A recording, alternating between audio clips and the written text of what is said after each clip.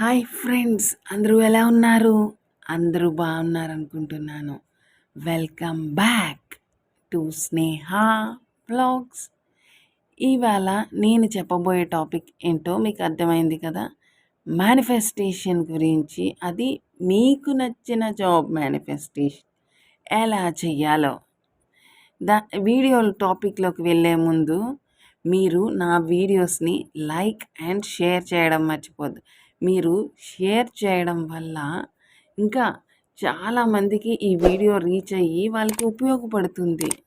Like చేయడం వల్ల encouragement అనేది పెరుగుతుంది కూడా నాకు. కింద కమెంట్ బాక్స్లో మీ సజెషన్స్ని తప్పకుండా రాయండి. మంచిదైనా నెగటివ్ అయినా పర్వాలేదు. మీ కమెంట్స్ ద్వారా నేను ఇంకా ఎంత బాగా ఎలాంటి వీడియోస్ చేయాలి అలా తెలుసుకొని అలాంటి వీడియోస్ చేస్తూ ఉంటాను. మీరందరూ నా వీడియోని సబ్స్క్రైబ్ చేయడం మర్చిపోవద్దు.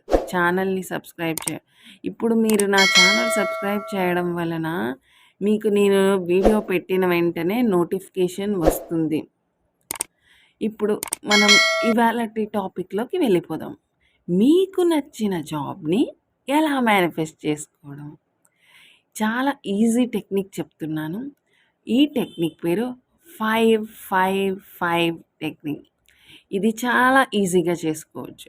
మీరు ఒక వైట్ పేపర్ గుర్తుంచుకోండి, ఓన్లీ వైట్ పేపర్స్ లేదంటే వైట్ బుక్, అలానే రూల్డ్ బుక్స్ యూజ్ చేయొద్దు. దీని గురించి ఒక వైట్ బుక్ తీసుకొని అందులో మీకు ఏ జాబ్ అయితే కావాలి అనుకో, నాకు పలానా కంపెనీలో జాబ్ కావాలి, అలా నాకు ఈ కంపెనీలో జాబ్ వచ్చింది, థ్యాంక్ యూ యూనివర్స్ అని మొత్తం 5 డేస్లో మీరు ప్రతిరోజు 55 సార్లు రాయాలన్నమాట. ఏమని రాయాలి? నాకు ఈ కంపెనీలో ఉద్యోగం వచ్చింది, థ్యాంక్ యూ యూనివర్స్, అలా రాయాలి. లేదంటే నాకు ఇంత శాలరీతో ఉద్యోగం వచ్చింది, థ్యాంక్ యూ యూనివర్స్.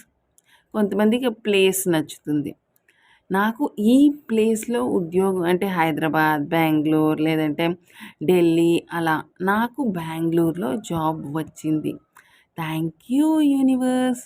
లేదంటే నాకు ఇన్ఫోసిస్లో ఉద్యోగం వచ్చింది, థ్యాంక్ యూ యూనివర్స్.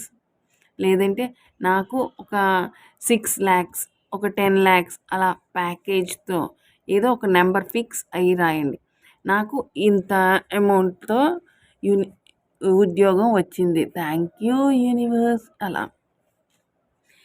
మీరు రాసిన ప్రతిసారి మీరు ఫీల్ కూడా అవుతూ రాయాలి.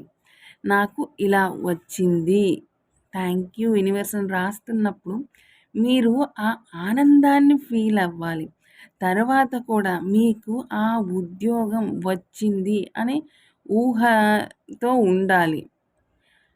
ఇలా అంటే పాజిటివ్ మైండ్ సెట్తో ఉండాలి.